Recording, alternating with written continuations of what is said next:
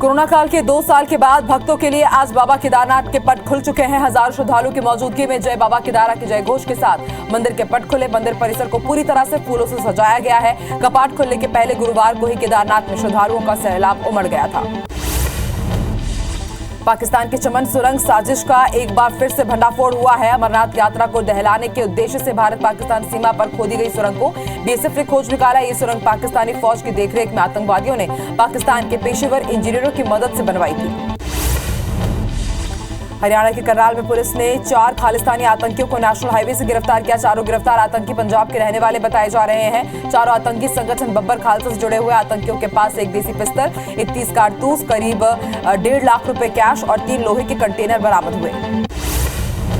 प्रधानमंत्री नरेंद्र मोदी आज video conferencing के जरिए जैन अंतर्राष्ट्रीय व्यापार संगठन के जीतो कनेक्ट 2022 के उद्घाटन सत्र को संबोधित करेंगे। जैन अंतर्राष्ट्रीय व्यापार संगठन दुनिया भर में जैन समुदायों से जुड़े धर्मावलंबियों को जोड़ने वाला एक वैश्विक संगठन है। प्रधानमंत्री नरेंद्र मोदी 16 मई को कुछ घंटे के लिए नेपाल जा सकते हैं। यहां वो भगवान बुद्ध के जन्म स्थान लुम्बिनी जाएंगे। मोदी को नेपाल के प्रधानमंत्री रिसीव करेंगे और उनके साथ माया देवी मंदिर जाएंगे। ये मंदिर लुम्बिनी में ही है और बौद्ध धर्म के मानने वालों के लिए आस्था का केंद्र है। ओडिशा सरकार ने अगले 4 दिनों में राज्य में चक्रवात असानी को देखते हुए हाई अलर्ट जारी किया है और सभी जिला कलेक्टरों को सतर्क रहने को कहा गया है। उधर 3 देशों की यात्रा से लौटे पीएम नरेंद्र मोदी ने लू से निपटने की तैयारियों और आगामी मानसून सीजन को लेकर महत्वपूर्ण समीक्षा बैठक की। इस साल मानसून तय वक्त से 10 दिन पहले ही आ सकता है। वेदर रिपोर्ट के मुताबिक मानसून 20 या 21 मई को केरल पहुंच सकता है। अक्सर केरल में मानसून जून के पहले हफ्ते में आ जाता है, इसके बाद देश के बाकी हिस्सों में पहुंचता है। केंद्रीय गृह मंत्री अमित शाह पश्चिम बंगाल के दौरे पर पहुंचे। उन्होंने सिलीगुड़ी के रेलवे स्पोर्ट्स मैदान में रैली के दौरान मुख्यमंत्री ममता बनर्जी पर जमकर निशाना साधा। उन्होंने कहा कि टीएमसी अफवाह फैलाती है कि सीएए जमीन पर लागू नहीं होगा। कोरोना की लहर खत्म होने के बाद सीएए को लागू किया जाएगा। केंद्र शासित जम्मू कश्मीर में चुनाव की सुगबुगाहट शुरू हो गई है। चुनाव से पहले विधानसभा सीटों का परिसीमन का काम पूरा हो गया। परिसीमन आयोग ने गुरुवार को एक मीटिंग की फाइनल रिपोर्ट पर साइन कर दिया है। इसमें निर्वाचन क्षेत्रों की संख्या और उनके आकार का ब्यौरा है। दिल्ली में कोरोना के मामले तेजी से बढ़ रहे हैं। 24 घंटे के अंदर 1365 नए कोरोना मरीज मिले हैं। वहीं 1472 स्वस्थ होकर डिस्चार्ज किए गए। हालांकि इस दौरान संक्रमण से किसी की भी मौत दर्ज नहीं की गई। इसके बाद एक्टिव केसेस की संख्या 5776 हो गई है। मध्य प्रदेश में भी कोरोना के मामले नहीं थम रहे। 24 घंटे के अंदर 26 नए मरीजों की पहचान हुई है, जबकि 29 लोग डिस्चार्ज हुए। हालांकि 24 में किसी की भी मौत दर्ज नहीं की गई है। 24 घंटे में किसी की भी मौत दर्ज नहीं की गई है। एक्टिव मरीजों की संख्या 213 है। वहीं अब तक 11,79,42,288 लोगों को वैक्सीन लग चुकी है। कोरोना के बढ़ते मामलों के बीच डब्ल्यूएचओ ने इससे हुई मौतों पर रिपोर्ट जारी की है। इसके मुताबिक भारत में कोरोना से 47 लाख मौत होने का अनुमान है। इस सरकारी आंकड़े से करीब 10 गुना ज्यादा है। डब्ल्यूएचओ ने दुनिया में कोरोना से 1.5 करोड़ मौत की बात कही है। ऑफिशियली डेटा में ये संख्या 54 लाख है। देश में साल 2022 में हुई कुल मौतों को लेकर केंद्रीय गृह मंत्रालय ने रिपोर्ट जारी की है। सिविल रजिस्ट्रेशन सिस्टम यानी कि 2020 के नाम से जारी की गई रिपोर्ट के मुताबिक देश में कुल 81,16,000 लोगों की मौत हुई थी। इनमें से 45% लोगों को कोई मेडिकल ट्रीटमेंट नहीं मिला था। राजस्थान में जोधपुर के बाद भीलवाड़ा में सांप्रदायिक तनाव हो गया। यहां कुछ नकाबपोशों ने 2 लोगों पर हमला कर दिया। इसके बाद माहौल गरमाने लगा। प्रशासन ने 33 थानों की पुलिस को इलाके में तैनात किया। 24 घंटे के लिए इंटरनेट सर्विस भी बंद कर दी गई है। इधर जोधपुर हिंसा में पुलिस ने अब तक 211 लोगों को गिरफ्तार किया है। अमरावती से निर्दलीय सांसद नवनीत राणा और उनके विधायक पति रवि राणा को मुंबई सेशन कोर्ट ने सशर्त जमानत दे दी थी। वहीं नवनीत राणा की रिहाई हो गई है। नवनीत राणा भाईखला जेल में पिछले 11 दिनों से बंद थी और कल 12वें दिन तबियत खराब होने की वजह से उन्हें समय से पहले रिहाई दी गई। मध्य प्रदेश में पंचायत और नगरीय निकाय में ओबीसी आरक्षण को लेकर सुप्रीम कोर्ट में आज फिर से सुनवाई होगी। सुनवाई के दौरान सुप्रीम कोर्ट ने 2 साल से चुनाव न होने पर हैरानी जताई है। मामले पर प्रदेश सरकार ने ओबीसी डेटा पेश करने के लिए मोहलत मांगी थी।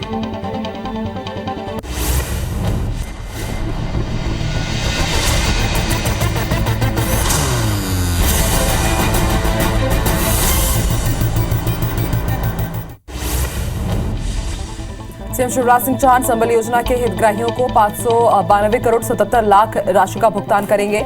सीएम सिंगल क्लिक से 27,000 से ज्यादा श्रमिकों के अकाउंट में राशि ट्रांसफर करेंगे। इसके साथ ही सीएम शिवराज सिंह चौहान संबल 2 पोर्टल का भी शुभारंभ करेंगे। पोर्टल के जरिए हितग्राहियों को एसएमएस, व्हाट्सएप पर जानकारी मिलेगी। छत्तीसगढ़ के मुख्यमंत्री भूपेश बघेल के प्रदेश दौरे का आज तीसरा दिन है। आज सूरजपुर जिले को औचक निरीक्षण और मीटिंग के साथ करोड़ों की सौगात मिलेगी। इसके साथ ही सीएम कर्मा जयंती महोत्सव में भी शामिल होंगे। बलरामपुर के आरागाही में जनचौपाल में सीएम भूपेश बघेल पहुंचे। इस दौरान सीएम लोगों के बीच जनचौपाल लगाकर लोगों की समस्याएं सुनते नजर आए। बड़ी संख्या में लोग जनचौपाल में मौजूद रहे। इससे पहले सीएम ने निवासी तपसी सिंह के घर पर जमीन पर बैठकर भोजन किया। बलरामपुर में सीएम भूपेश बघेल ने अफसरों की बैठक ली, जहां उन्होंने विकास योजनाओं पर चर्चा की और योजनाओं के सफल क्रियान्वयन के निर्देश दिए। इसके साथ ही सीएम भूपेश बघेल ने अधिकारियों से समस्या की जानकारी ली। सीएम भूपेश बघेल ने बैठक के दौरान अधिकारियों को शिकायत मिलने पर तुरंत कार्रवाई के निर्देश दिए। उन्होंने कहा कि निर्देश जारी करते हुए लोगों के बीच ये संदेश जाना चाहिए कि सीएम हो या फिर मंत्री हो, अगर कोई भी दिक्कत होगी तो हम उनके साथ खड़े हैं। बलरामपुर दौरे के दौरान सीएम भूपेश बघेल ने बड़ी घोषणा की। उन्होंने कहा कि 10वीं और 12वीं के टॉप करने वाले छात्रों को सरकार हेलीकॉप्टर राइड कराएगी। मुख्यमंत्री भूपेश बघेल ने राजपुर में प्रेस कॉन्फ्रेंस के दौरान ये घोषणा की। बलरामपुर के राजपुर से सीएम भूपेश बघेल ने गोधन न्याय योजना के हितग्राहियों को 10 करोड़ 70 लाख रुपए भुगतान किया। छत्तीसगढ़ में अब तक गोबर विक्रेताओं के 36 करोड़ 22 लाख रुपए का भुगतान हो चुका है। वहीं गोठान से जुड़ी महिला समूहों को 65 करोड़ 54 लाख रुपए की आय प्राप्त हुई है। बीजेपी प्रदेश प्रभारी डी पुरंदेश्वरी एक बार फिर से रायपुर दौरे पर आने वाली है। इस दौरे में वो दुर्ग संभाग के पदाधिकारियों की बैठक लेंगी। इसके साथ ही 8 मई को सरगुजा संभाग की बैठक लेंगी। वहीं बीजेपी प्रदेश सह प्रभारी नितिन नवीन बिलासपुर संभाग के पदाधिकारियों की बैठक लेंगे। खरगोन में कर्फ्यू हटने के बाद कांग्रेस का प्रतिनिधिमंडल भी खरगोन पहुंचा, जो जुलूस के दौरान घटना की जांच रिपोर्ट तैयार करेगा। प्रतिनिधिमंडल में पूर्व कैबिनेट मंत्री सुजन सिंह वर्मा, मुकेश नायक, विजयलक्ष्मी साधो, बाला बच्चन और विधायक रवि जोशी भी शामिल हैं। टीम ने सभी लोगों के साथ घटनास्थल का दौरा किया। खरगोन में हुई हिंसा के बाद कल खरगोन पहुंचे कांग्रेस डेलीगेशन पर दंगे से प्रभावित महिलाएं उखड़ गई। माली मोहल्ला गौशाला मार्ग पर पहुंचे कांग्रेस नेताओं को महिलाओं ने खरी खरी सुनाई। दरअसल महिलाओं का कहना है कि खरगोन में हुई हिंसा को 25 दिन बीत गए हैं और नेता आ जा रहे हैं। सिवनी में पीड़ित परिवार से मुलाकात करने घटना की जांच के लिए कांग्रेस का डेलीगेशन पहुंचा। जांच दल में नेता प्रतिपक्ष गोविंद सिंह, छिंदवाड़ा सांसद नकुलनाथ, पूर्व मंत्री तरुण भनोत, विधायक विनय सक्सेना मौजूद रहे। गोविंद सिंह का कहना है कि मॉब लिंचिंग करने वाले बजरंग दल के कार्यकर्ताओं पर भी सरकार का बुलडोजर चलना चाहिए। सिवनी मॉब लिंचिंग मामले में गृहमंत्री नरोत्तम मिश्रा का बयान सामने आया। उन्होंने कहा कि प्रथम दृष्टया गौमांस से जुड़ा विषय सामने आया है, बजरंग दल की भूमिका सामने नहीं आई है। इस केस में गिरफ्तारी हुई है और पीड़ित परिवार को सहायता दी गई है। बड़वानी से बीजेपी सांसद गजेंद्र पटेल का विवादित बयान सामने आया। खरगोन दंगे को लेकर उन्होंने कहा कि ब्राह्मण को अब शस्त्र उठाने की जरूरत है, ईंट का जवाब पत्थर से देना होगा। वहीं सांसद के बयान पर कांग्रेस ने भगवान परशुराम को पढ़ने और समझने की नसीहत दी। जबलपुर में मंथन 2022 कार्यक्रम का आगाज हुआ। कार्यक्रम के दौरान ऊर्जा मंत्री प्रद्युम्न सिंह तोमर ने कोल संकट पर जानकारी देते हुए बताया कि एमपी में अब विदेश से कोयले की आपूर्ति की जाएगी। विदेश से 7.5 लाख मीट्रिक टन कोयला लेंगे। सड़क मार्ग से कोल आपूर्ति का टेंडर हुआ है। उन्होंने कहा कि बिजली के मुद्दे पर मध्य प्रदेश दूसरे राज्यों से बेहतर स्थिति में है। नरसिंहपुर के उमरिया क्षेत्र में हो रही अघोषित बिजली कटौती को लेकर सरपंच की अगुवाई में क्षेत्र के किसानों ने प्रदर्शन किया। किसानों ने पावर हाउस का घेराव करते हुए अपना विरोध जताया और मांग पूरी नहीं होने पर उग्र आंदोलन की चेतावनी दी।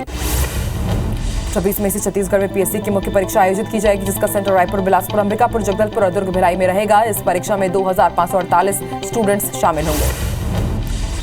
बीजेपी प्रदेश अध्यक्ष वीडी शर्मा का एक वीडियो सोशल मीडिया में वायरल हो रहा है, जिसमें वो एक परिवार की जान बचाते नजर आ रहे हैं। दरअसल वीडी शर्मा के इंदौर आने के दौरान सोनकच्छ रोड पर उन्हें सड़क हादसे में घायल एक परिवार नजर आया, जिसके बाद तुरंत उन्होंने अपने काफिले को रुकवाया, परिवार की मदद की। ग्वालियर में एक मनचले को महिला के साथ छेड़छाड़ करना महंगा पड़ गया। महिला ने मनचले की जमकर पिटाई कर दी, जिसका वीडियो सोशल मीडिया पर वायरल हो रहा है। घटना सिकंदर कंपो इलाके की नाके की बताई जा रही है। ग्वालियर में शादी समारोह के दौरान 2 गुटों में विवाद हो गया। विवाद के बाद दोनों तरफ से जमकर पत्थर और लाठी डंडे चलाए गए। वीडियो सोशल मीडिया में वायरल हो रहा है। पत्थरबाजी के दौरान 6 से ज्यादा लोग घायल हुए हैं। तिघरा थाना क्षेत्र के महाराजपुरा गांव की घटना है।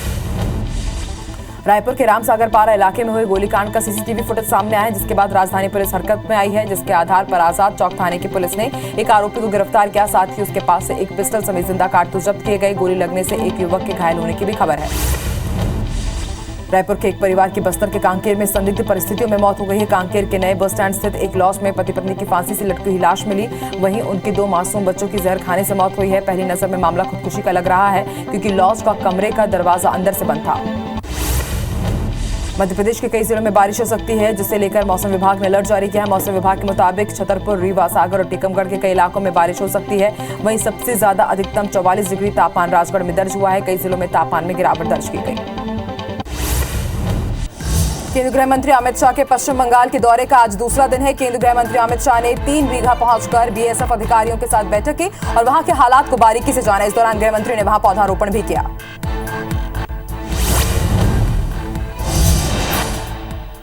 उत्तर प्रदेश में इलाहाबाद हाईकोर्ट ने मस्जिदों में लाउड स्पीकर से अजान को लेकर दाखिल अर्जी को खारिज किया। कोर्ट ने कहा कि लाउड स्पीकर से अजान देना मौलिक अधिकार नहीं है। कोर्ट ने यह भी कहा कि अजान इस्लाम का अभिन्न अंग है, लेकिन लाउड स्पीकर से अजान देना इस्लाम का हिस्सा नहीं है।